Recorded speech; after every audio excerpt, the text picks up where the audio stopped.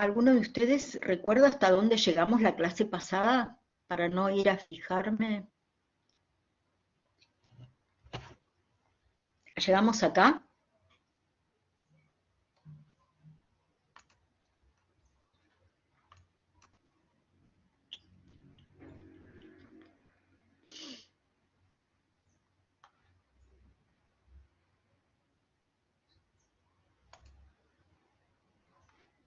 Hola, ¿hay alguien ahí? Sí, yo justo la clase pasada no estuve, profe, así que no le sé decir. Vivi, fue hasta la diapositiva número 5, si no me equivoco. ¡Wow!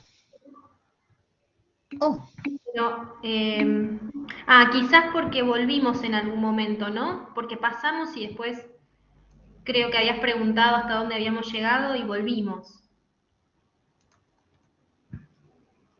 Para verlo más en profundidad. ¿Puede ser? ay, no sé, estoy un poco agobiada con la época del año. Supongo que ustedes también.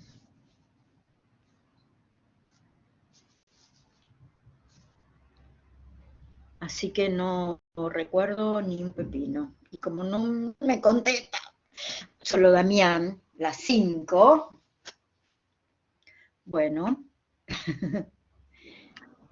Sí, en la grabación terminamos en las 5.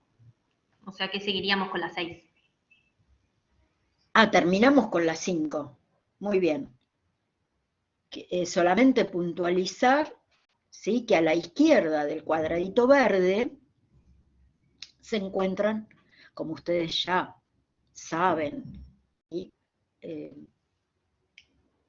habrán podido deducir, se encuentran las reacciones, las metodologías que se basan en interacción antígeno-anticuerpo primarias.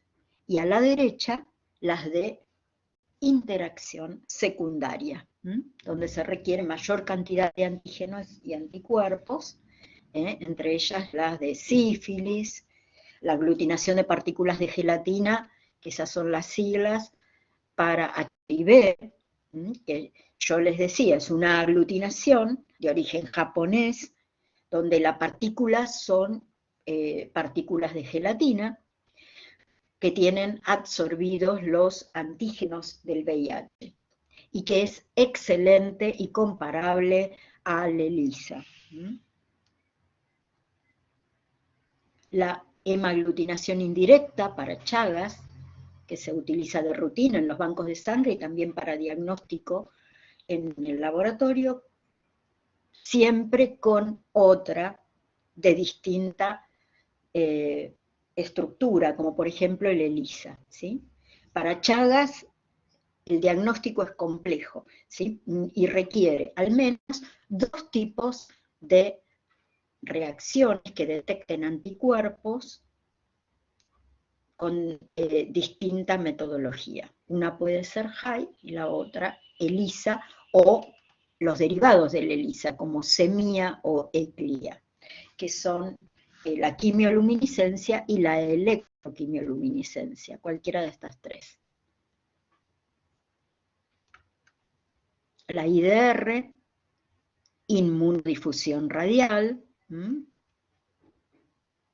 que va a aparecer por ahí en una de las opciones en los problemas que les mencioné antes, para que recuerden esta técnica de interacción secundaria, para qué se utilizaba.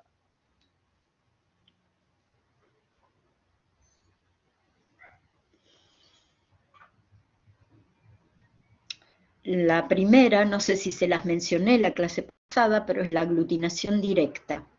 La aglutinación directa se puede combinar con el uso de 2-mercaptoetanol, como ven ahí, 2-ME. El 2-mercaptoetanol lo que hace es destruir los puentes disulfuro de la IgM, de tal manera que vamos a poder discriminar, entonces, qué es lo que está produciendo la aglutinación. Si es una aglutinación no debe estar de este lado, lo tachamos. Lo ponemos al otro lado. Tal vez la podemos correr así para este lado. Nadie corrigió. Si es aglutinación, es de interacción secundaria, ¿verdad? Y por ser aglutinación, es semi-cuantitativa, a través del título, por las diferentes diluciones. ¿Mm?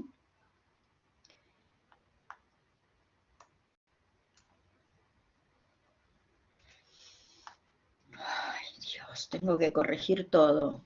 ¿Será posible?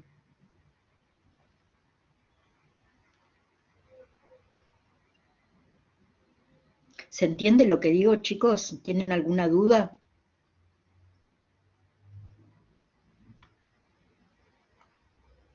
Sí, se entiende, profe. Entonces, ¿qué conseguimos con el 2-mercaptoetanol? Poder comparar los títulos con y sin 2-mercapto. Esta va a ser la diferencia entre la presencia y ausencia de la IgM, porque en general están en mezcla, ¿sí? ¿Se acuerdan de las curvas? Tenemos menos en la respuesta primaria, tenemos, fíjense acá los isotipos, en la respuesta primaria tenemos más IgM y menos IgG.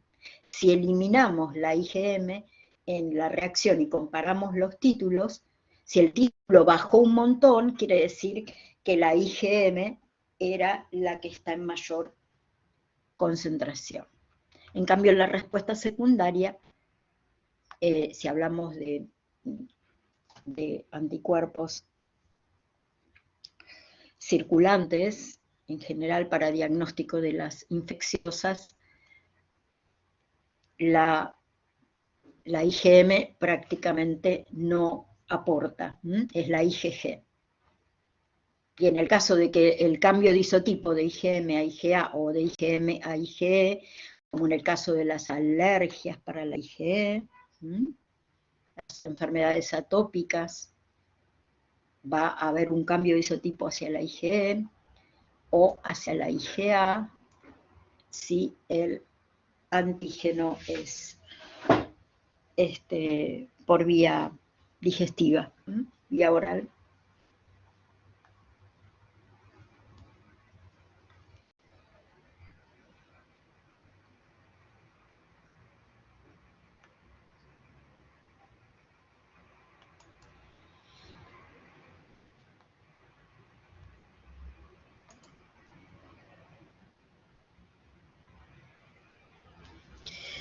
Bueno, creo que ustedes ya podrían decirnos a qué se refieren cada una de estas técnicas.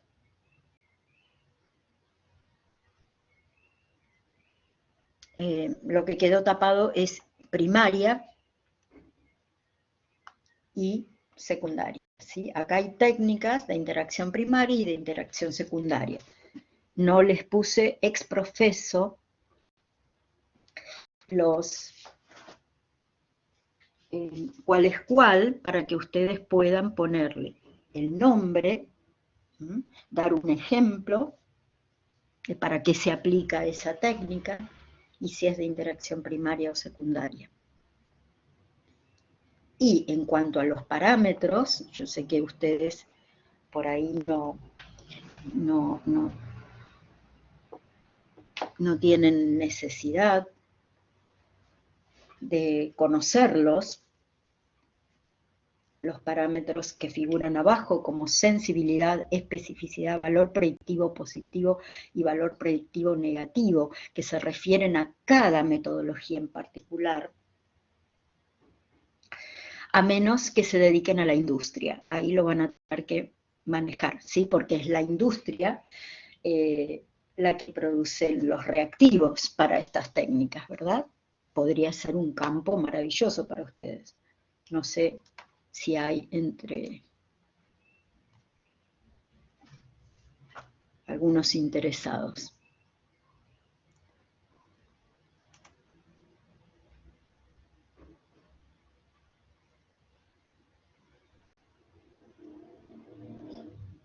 ¿Tienen dudas de alguna de estas técnicas?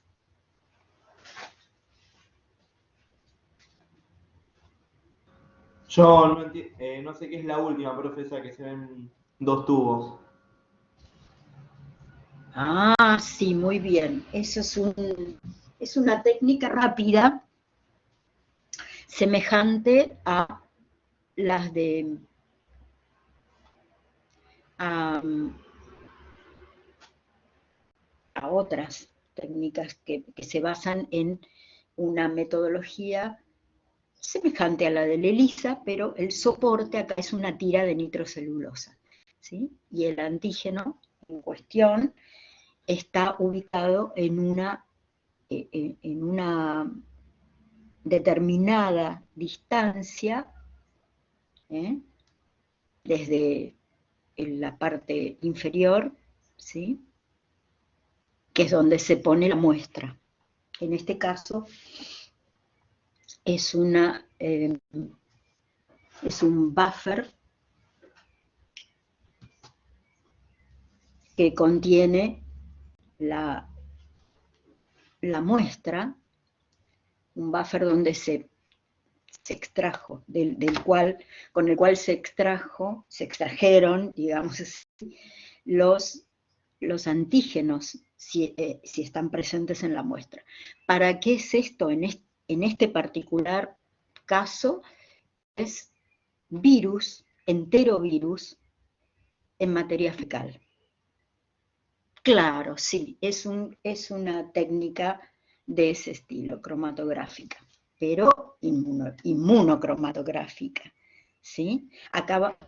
Cuando se forma la banda de color es porque se ha producido el complejo antígeno-anticuerpo. En este caso, el enterovirus más el anticuerpo que contiene, que estaba en ese punto de la tira, absorbido.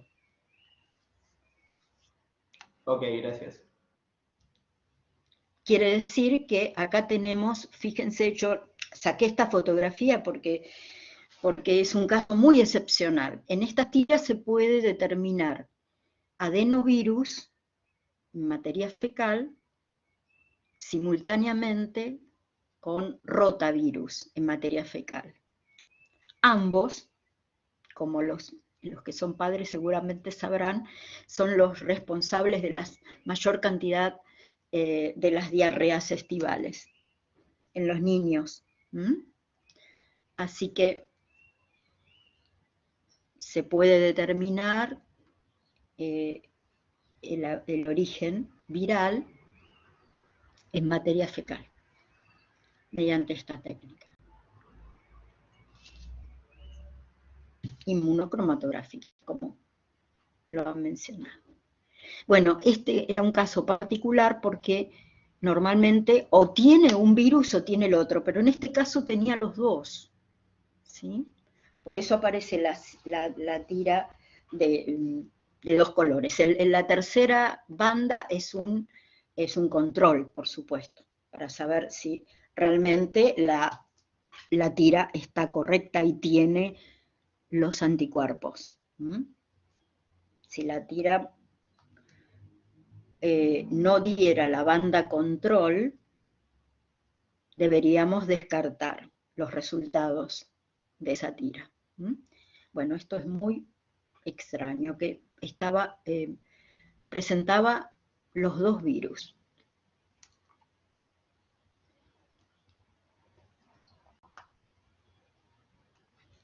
Si no hay más preguntas, seguimos.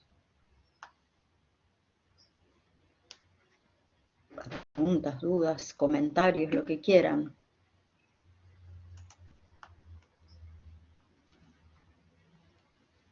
Bueno, este tipo de técnicas es la que lleva a cabo el servicio de anatomía patológica en cualquier lugar, ¿sí? ¿Por qué? Porque el material es tejido biopsiado.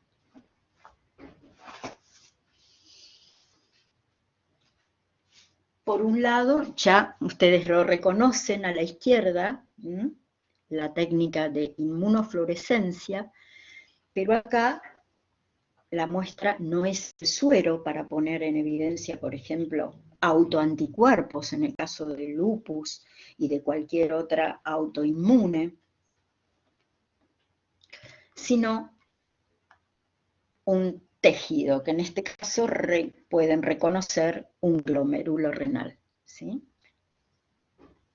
Por lo tanto, se imaginan de quién proviene. Si me lo dicen, estaría muy contenta.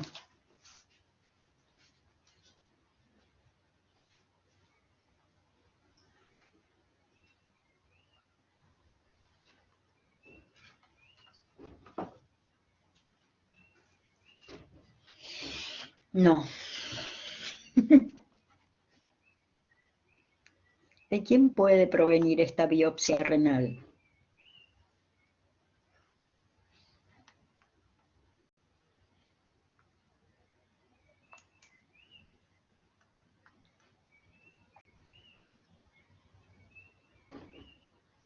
Pregunta de examen.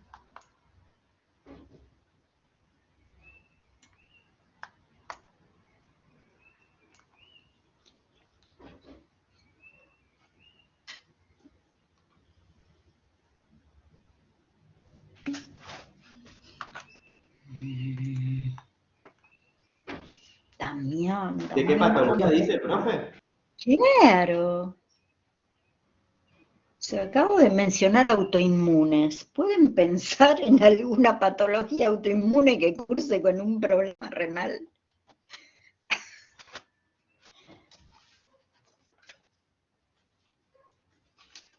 Ay, voy a llorar, Dios mío.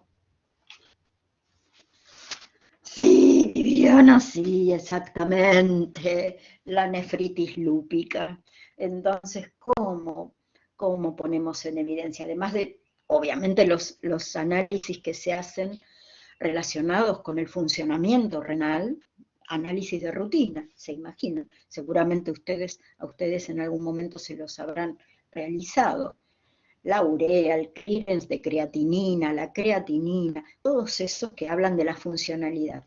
Para poner el diagnóstico confirmado de nefritis lúpica, o glomerulonefritis de origen lúpico, se hace este tipo de inmunomarcación en biopsias de tejido renal del paciente.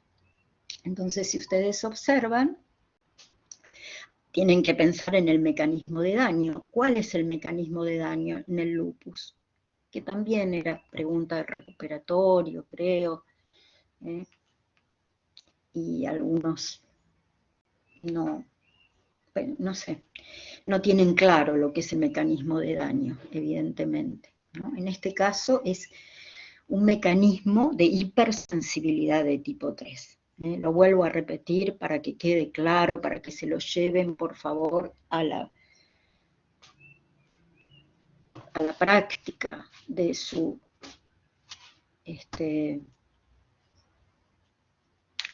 carrera, ¿no? A la práctica profesional. El mecanismo es de hipersensibilidad 3, que obviamente con decir esto no digo nada, tengo que explicar cómo se produce. ¿Cómo se produce? Y ya estamos pensando en el final. ¿Cómo se produce este mecanismo de daño por hipersensibilidad 3? Bueno, el fundamento del daño es el depósito de complejos antígeno-anticuerpo. En este caso, el glomérulo. Profe, pero entonces sería el caso de la derecha, ¿no? No, de la izquierda. Pero ahí el anticuerpo que está unido al tejido, ¿es el anticuerpo que ya está marcado o no? Sí, está un poquito mal. Un poquito mal. Porque en realidad el anticuerpo ese debería ser el anticuerpo propio, digamos, ¿o no? Debería ser el anticuerpo propio y por lo tanto debería haber, sí, hay que corregir esto. Un segundo anticuerpo marcado ahí unido a... Exactamente, que ¿cuál es? Ay, Dios mío, disculpen. yo no me llevo bien con esto. ¿Cuál sería este anticuerpo? Y la marca no sería esta, sino que estaría acá. ¿Qué especificidad tiene este segundo anticuerpo? Y Piensen en la especificidad prueba de... por el fragmento ¿Cómo? cristalizable del otro anticuerpo. Perfecto, perfecto. Es un anticuerpo de otra especie contra el anticuerpo humano, contra los anticuerpos humanos. En general son anti-IgG, efectivamente. Pero bueno, vieron que hay sueros que se llama anti-gamma globulina antihumana contra cualquiera de las inmunoglobulinas, cualquier isotipo, contra cualquier isotipo. Por ejemplo, este es como el suero de Coombs es de conejo. El suero de un conejo inmunizado con anticuerpos del suero humano produce anticuerpos. Y como los antígenos de especie se encuentran en el FC, como bien dijiste, esto, la marca fluorescente con fluoresceína estaría en el FC, que es donde se pega cualquier cosa a un anticuerpo, ¿sí? En la industria. Se puede pegar un fluoróforo, se puede pegar una enzima, como en el ELISA, la biotina avidina, como vimos en otras metodologías, con Carolina sobre todo, y en el Labster. Así es, efectivamente, en anatomía patológica, con el micrótomo se corta el tejido biopsiado renal, se fija a un portaobjetos y luego se hace una técnica semejante a la de inmunofluorescencia.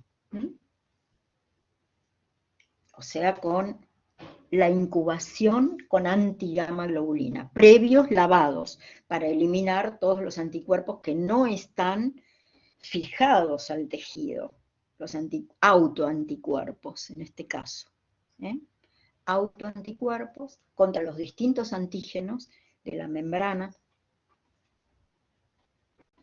del glomérulo.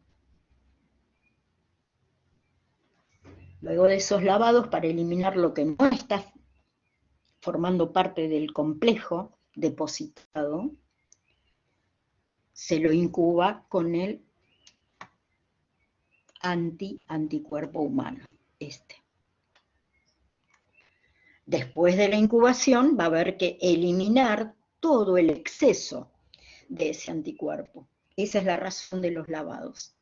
Antes de exponerlo a la luz ultravioleta para observar esa fluorescencia que ven ustedes abajo.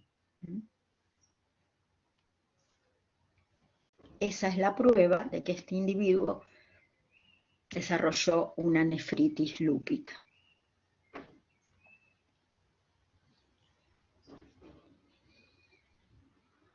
Ese es el diagnóstico que hace anatomía patológica, porque es un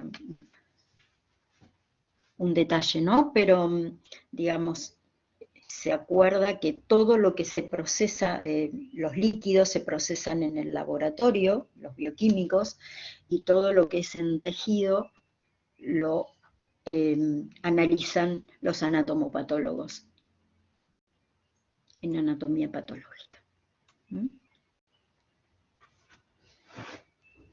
Ay, me esperan un minutito, no sé si tenés que informar algo, Carolina. No sé si tenemos actividades ya en contenidos. No lo revisé para esta comisión, pero ya les digo. Claro, ¿te puedo preguntar cuándo es la última semana de clases? Sí, ahora les confirmo.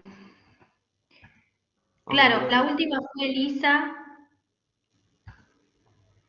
pero van a tener unas actividades sobre sobre técnicas que están en la unidad 18, van a encontrar unos casos.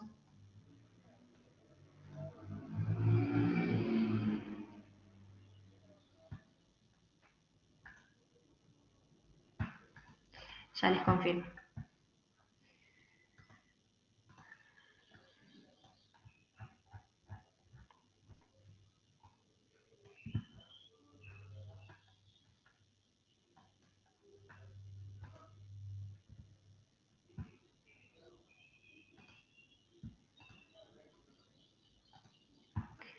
Sí, en la unidad 18 van a tener unos casos que ya los pueden ver. A ustedes me faltó subirles el PowerPoint de Elisa. Sí, de teoría, pero para que puedan entregarlo, les voy a dejar la actividad en N1 y ahí pueden mandar las respuestas. Eso todavía no está, se los voy a dejar ahora. Y les dejo el Power de Elisa, que acá me olvidé de subirlo. Estoy viendo.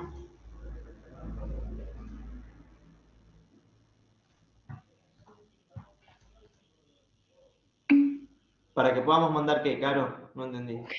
Porque la actividad de los casos de la unidad 18 está en un PDF y ahí tienen las consignas. Pero después ustedes tienen que mandar la respuesta. Entonces les voy a abrir la actividad donde ustedes pueden cargar el archivo con las respuestas para que figure la entrega. Si no, acá no lo pueden entregar en ningún lado. Es un PDF nada más. Ok, ok.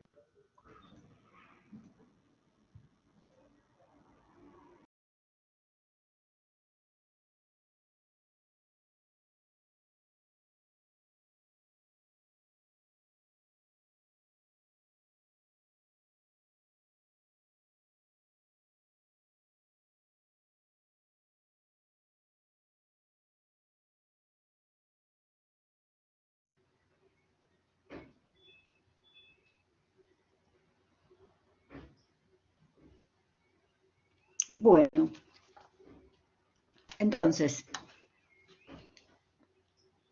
a la izquierda tenemos la nefritis lúpica, con la metodología de inmunofluorescencia.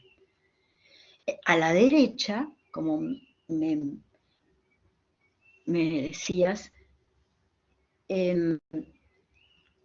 tenemos una inmunomarcación indirecta. Acá sí vamos a tener que usar un anticuerpo primario y un anticuerpo secundario, semejante a lo que vimos en ELISA, porque acá estamos usando una peroxidasa como marcador, no la fluoresceína, como en el caso de la izquierda.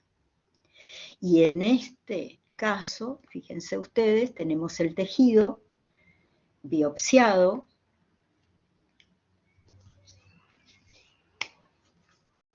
hecho el corte, para que se vean las células muy finito con el micrótomo, y vamos a hacer una técnica semejante a la de ELISA, pero donde el tejido está fijado a un portaobjetos.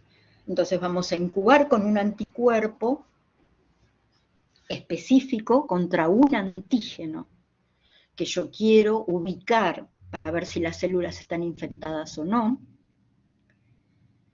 Es un anticuerpo específico contra ese antígeno. Por supuesto, lavar después para eliminar lo que no está reaccionando específicamente con ese antígeno específico, y luego incubar con el anticuerpo, marcado en este caso con la enzima. Luego vamos a tener que, después de lavar, para eliminar el exceso del anticuerpo, no unido específicamente al anterior, al anticuerpo primario.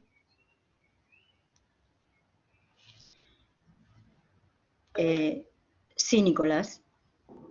Profe, cuando hablamos de inmunomarcación indirecta, el primer anticuerpo ese siempre lo colocamos nosotros, digamos.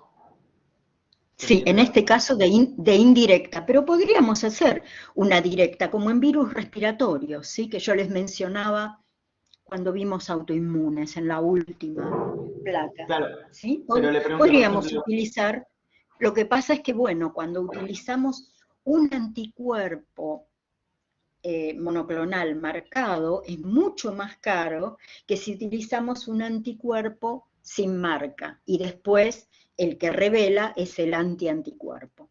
Son dos metodologías, y tienen sus ventajas y sus desventajas, ambas.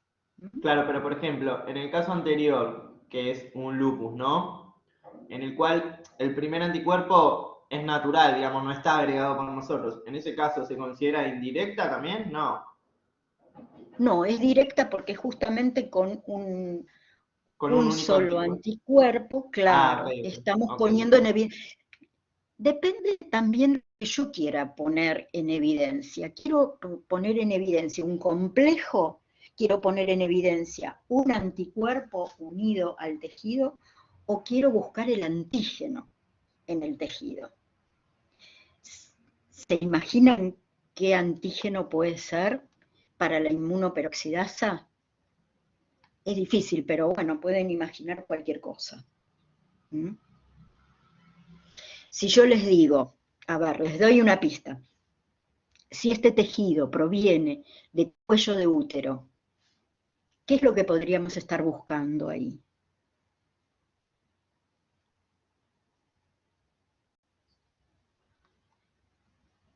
Muy prevalente en la población. ¿Qué les parece?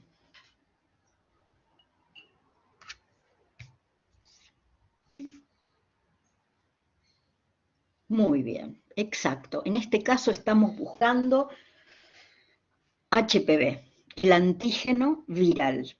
Con un anticuerpo específico, el anticuerpo primario es antiantígeno HPV.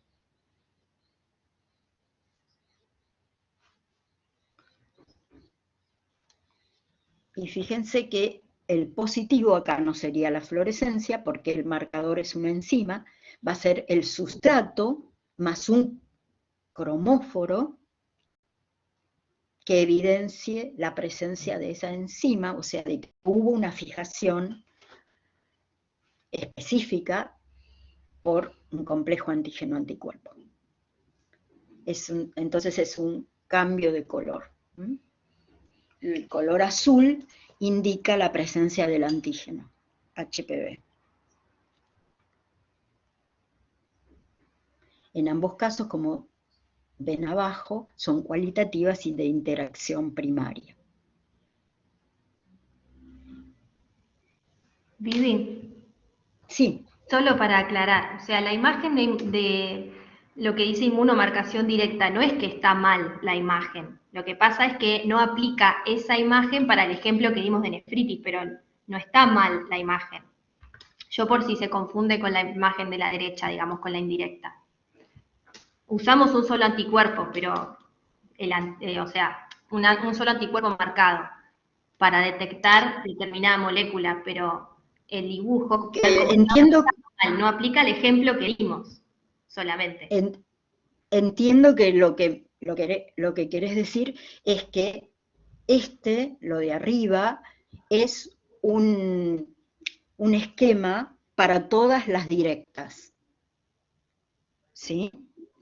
Pero en el caso Claro, particular del lupus, entonces, ¿cómo podríamos compatibilizar ambas cosas? Diríamos que este triangulito que pone en evidencia el anticuerpo marcado, en el caso del lupus sería el complejo claro. entero, o sea, Lo que quiero tendríamos detectar. que, claro, tendríamos que dibujar en realidad lo que quedó finalmente dibujado. Pero la directa es como en virus respiratorios. Si ustedes recuerdan, lo que hacemos es poner un anticuerpo monoclonal contra el antígeno. Nosotros también la podríamos usar, esta directa, en el caso de tumores. Como decía Adriana, también podríamos utilizar la fluorescencia si existe en ese tumor un antígeno tumoral y un anticuerpo y en la industria un anticuerpo monoclonal marcado contra dicho antígeno. Eso sería exactamente el esquema que vemos ahí a la izquierda. En el caso particular del lupus, que es un caso real y de rutina en reumatología, es el esquema correctísimo, sería el de la... Exacto, es la parte derecha de ese ejemplo. ¿Se entiende, chicos, o es muy confuso?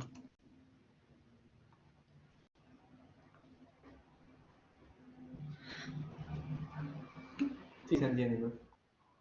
Bueno, gracias. Bueno, por supuesto que hay otras técnicas moleculares que exceden, digamos, todo este capítulo que nosotros definimos como estudio de la respuesta inmune, tanto celular como humoral, como inespecífica o inflamatorias, y otras reacciones que no estudian el estado del sistema inmune, sino que se basan en reacciones, en poner en evidencia el analito por una reacción antígeno-anticuerpo. Las técnicas moleculares, como las que vimos para HIV, acá tienen el resultado final de una PCR, ¿sí? A la izquierda. Esta es una prueba real que hice en el hospital contra una bacteria, porque cuando estudiamos una neumonía en un niño, en un chiquito internado, vamos a buscar los 8 virus respiratorios que mencionamos, más este agente etiológico que es una bacteria y que es, digamos, causante de neumonías graves en los niños, que es la Bordetella pertussis.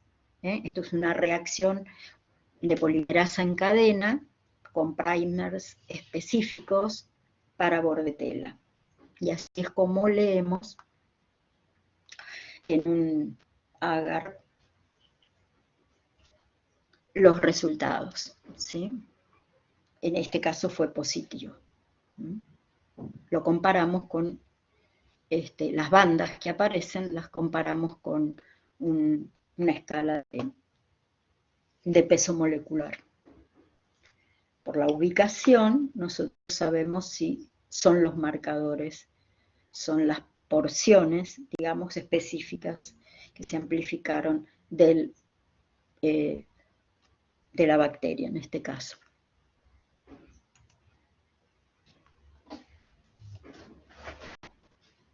Bueno, ahora pasamos a citometría de flujo. Una técnica muy, muy utilizada, no solamente en clínica, sino en investigación, en la industria, por supuesto, también. Aquí ven que es complicada porque tiene por lo menos 3 sistemas en su estructura. Un sistema fluídico que permite tomar la muestra y hacer que pase una sola célula en el camino óptico, una por una, para poder justamente a través del sistema óptico que genera, digamos, el camino de la luz y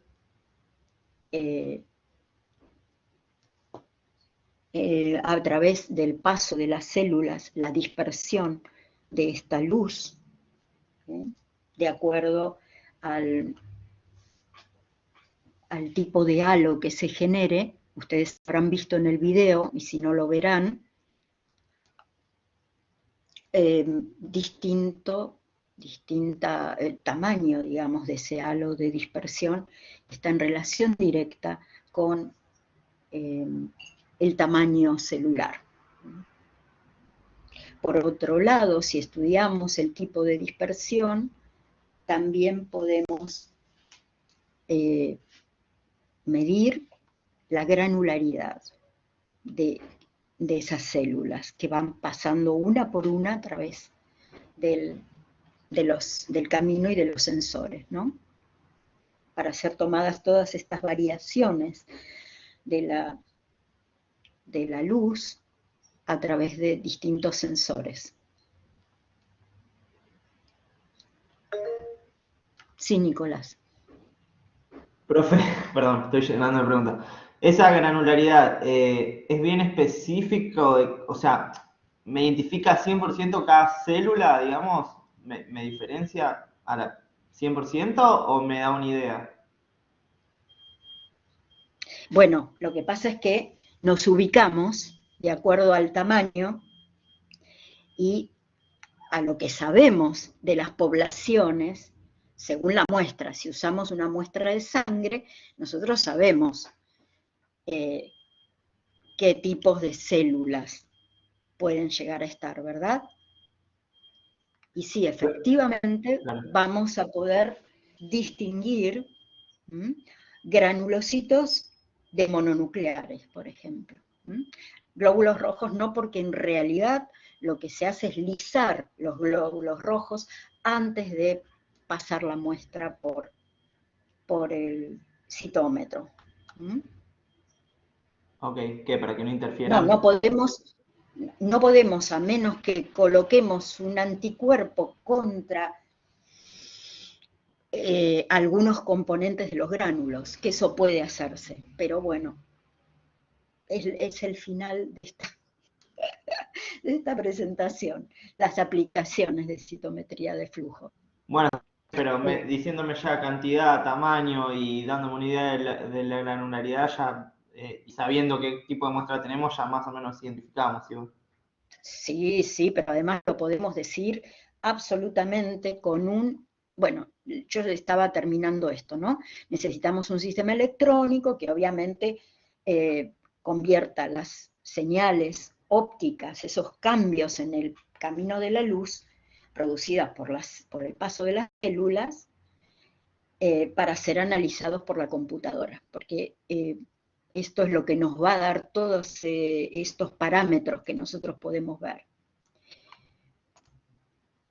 A la derecha, espero que lo puedan ver, si no me avisan, están los porcentajes y los valores absolutos de las subpoblaciones de linfocitos T. Los NK, los helper, los citotóxicos. ¿Y cómo los vamos a obtener? Porque el otro parámetro es la intensidad de fluorescencia. ¿Y de dónde proviene la fluorescencia? De anticuerpos monoclonales marcados con distintas sustancias fluorescentes. Como dice el video, hoy en día los más avanzados tienen la posibilidad de distinguir hasta 18 fluoróforos de diferentes colores. Acá solamente, y con nuestros pequeños problemas, vamos a ver dos parámetros, ¿sí?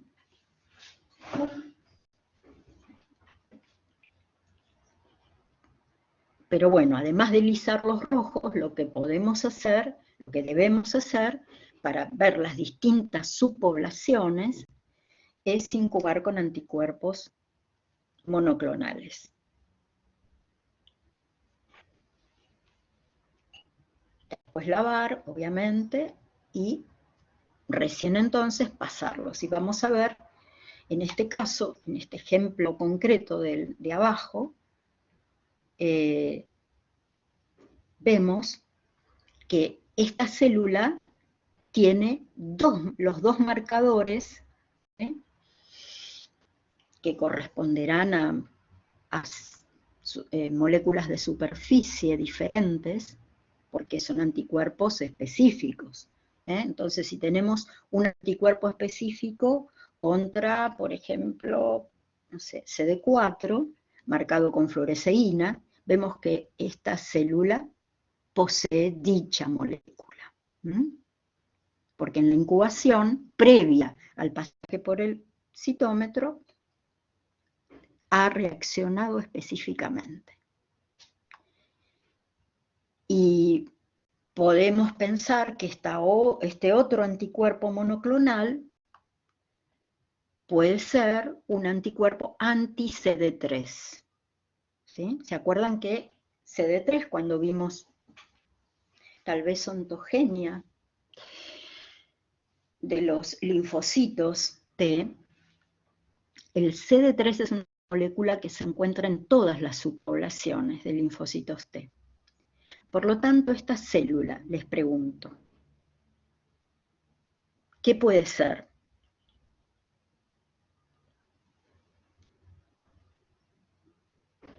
Tiene CD4 y tiene CD3.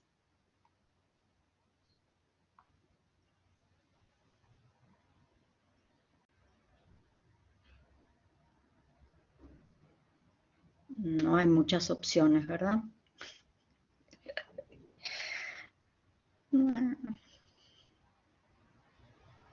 Vamos, Nicolás, vamos. Pero no es que usted que era un linfocito T. ¿Y qué subpoblación? Tiene CD3 como todos los linfocitos T. ¿Pero qué tipo de T?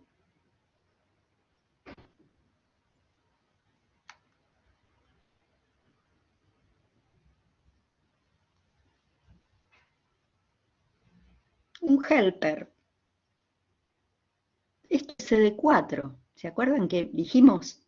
Un anticuerpo monoclonal anti-CD4 marcado con fluoresceína, que da fluorescencia verde. Por lo tanto, si tiene CD4, es un helper. Si fuera CD8, sería un citotóxico. Así es como vamos a ver estas dos fluorescencias. Cuanto mayor es la intensidad de la fluorescencia, quiere decir que mayor cantidad de moléculas por célula tiene esa célula. O sea que tenemos ya como 3 parámetros. Bueno, acá tienen otras cosas, ¿no?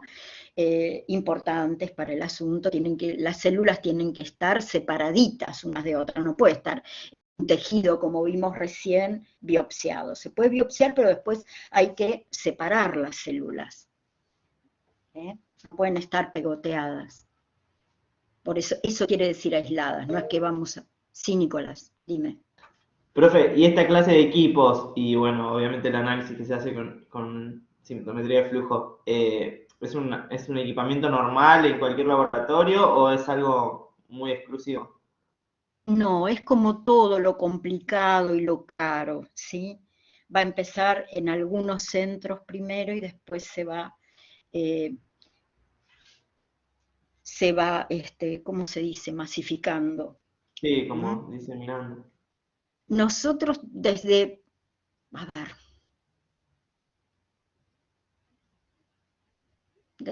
principios del 2000 tenemos citometría de flujo en muchos hospitales donde se hace seguimiento de HIV, ¿sí? Bien. No Hace todos un lo montón. tienen, pero gracias al HIV, muchos lugares que no tenían, tienen un citómetro de flujo, que en general es en comodato, de acuerdo, ¿no? Según la compra de reactivos.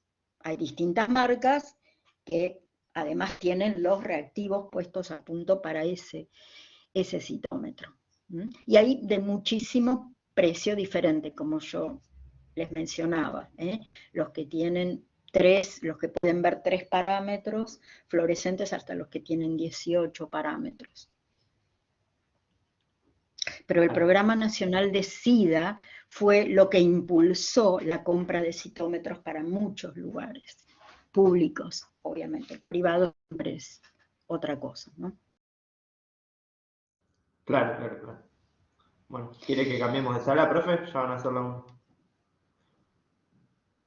Ah, sí, sí, sí. Bueno, termino con esto. El uso de anticuerpos monoclonales dirigidos contra moléculas de superficie. Es el ejemplo que dimos recién. El CD4 y CD3, que determina una subpoblación de linfocitos helper, CD4 positivos. Pero también se puede marcar con anticuerpos sustancias intracitoplasmáticas. Por ejemplo, ¿qué les diré? Factores de transcripción, o como figura acá, interferón gamma, en el citoplasma del TH1. Fíjense lo que se puede hacer. Obviamente que incluye artificios de técnica para que podamos, primero, fijar o impedir el tránsito intracitoplasmático de sustancias. Segundo, tiene que permeabilizarse la membrana de la célula. ¿Para qué? Para que pueda penetrar el anticuerpo al citoplasma. Así que lleva pasos anteriores a estos, de incubar con el anticuerpo monoclonal, en el caso de que sean sustancias intracitoplasmáticas. Pasamos entonces a la sala.